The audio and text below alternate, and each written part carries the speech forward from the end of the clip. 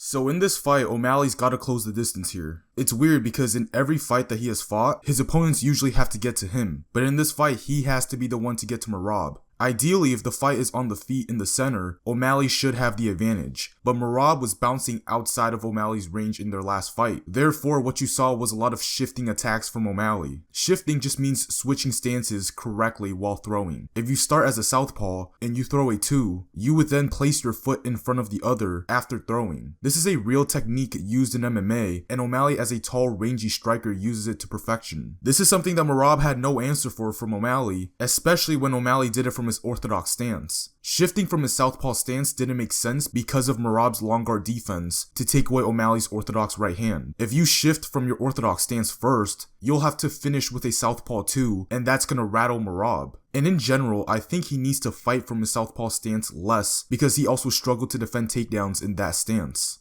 Singles or doubles, it didn't matter. O'Malley fighting from his southpaw stance in this fight will not be a recipe for winning. I think O'Malley needs more knee feints in this rematch. If he feints a knee, it can not only buy time for O'Malley to read Merab's defensive look, but it also contributes to O'Malley closing distance. He can change stances doing this. It'll help him land better with his boxing too. I think there's just a ton of benefits of him doing it. I'd also like to see more lead hand activity, more jabs, but also more jab feints. I didn't think he used his jab enough in the last fight. I didn't like the naked 2s to the body. He was telegraphic and leading with them, and I just didn't think that it was a quality strike. I believed showing his lead hand in some type of way, whether it's a quick jab, a double jab, a jab feint, stepping low and feinting to the body, whatever it is, disguising that body too with some type of lead hand setup will lead to a more damaging strike. And it'll create much more damage on those body 2s that could possibly lead to more shifting attacks. But when he has Merab on the back foot just bouncing out of range, just constantly probing side to side, and he's not really attacking, all he's doing is just avoiding O'Malley, O'Malley's gotta take some chances and throw more teeps. Even though it'll put him at risk to getting taken down, this is the most viable weapon for him to attack Merab in this exact situation. For Merab,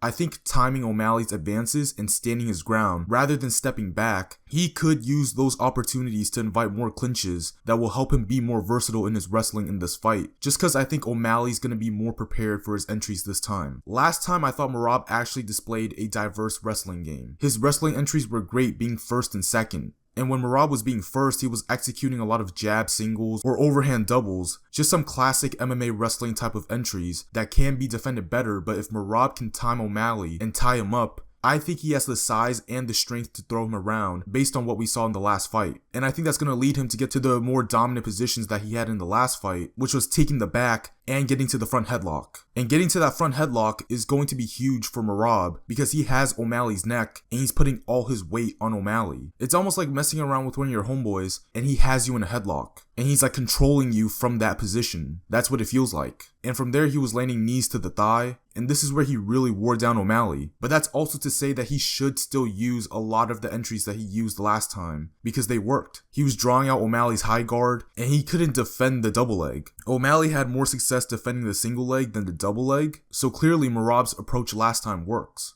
I think Merab still needs to be as diverse as he was last time, but another thing to add on is that I would like to see more side to side head movement. Some of the shots that O'Malley landed were straight punches where Merab could easily slip. And considering O'Malley being tentative to throw leg attacks, I don't think there's a high chance that he could run into something. But there's always that 1%. O'Malley needs to do everything in his power to not let this fight go deep. Now here's the thing, this doesn't mean that he avoids trying to go the distance with Merab and try to hunt for a finish. No, that's not what I'm saying. What I'm saying is that he cannot allow Merab to put his imprint on this fight by getting a hold of him early and manhandling him quickly for 2 reasons. 1. Merab inflicted a pretty good dosage of wrestling in their last matchup, and although he was controlling O'Malley, it wasn't really a crazy maul job, and still O'Malley got gassed quick. So much to the point where Tim Welch had to tell his fighter that they're almost done with the fight. What that sounds like is, hey, we need to tough it out to get over the finish line. He's saying that because not only is O'Malley physically exhausted, but he's also mentally exhausted.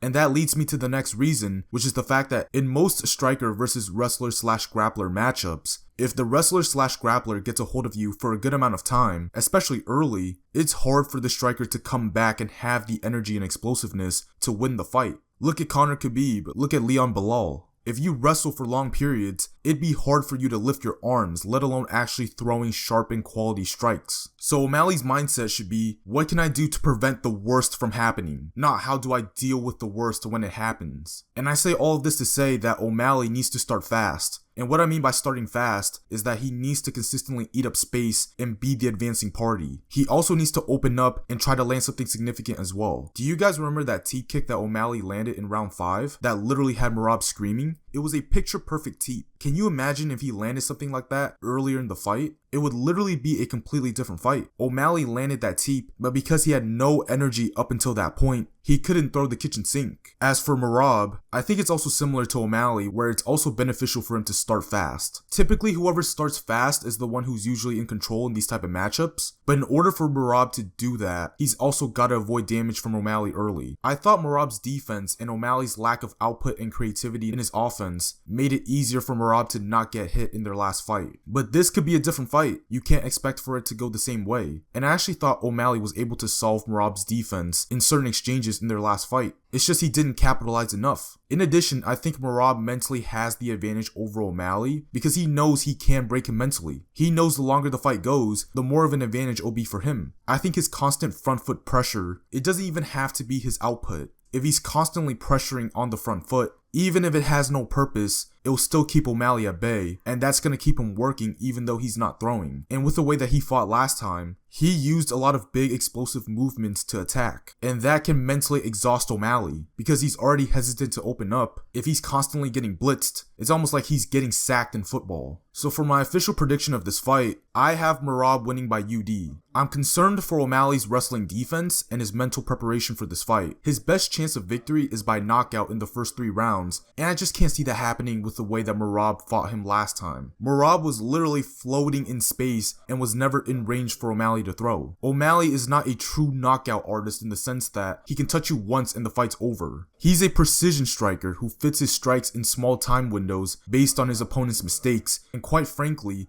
the odds of that happening for him are very slim due to Merab's game plan and execution. Also, if he gets taken down, he's gonna have a hard time getting up. He's not good enough to get back up in space. Both guys were afraid to open up last time because Merab was afraid to get countered and O'Malley didn't want to get taken down. If Merab can avoid damage and take O'Malley down and hold him there early, which will very likely happen, it's very hard for me to see O'Malley pulling it off, which is tough because I'm a big O'Malley fan. I'm rooting for him here, but tactically, mentally, conditioning wise, I just can't see his skill and his technique being able to trump all of those other factors.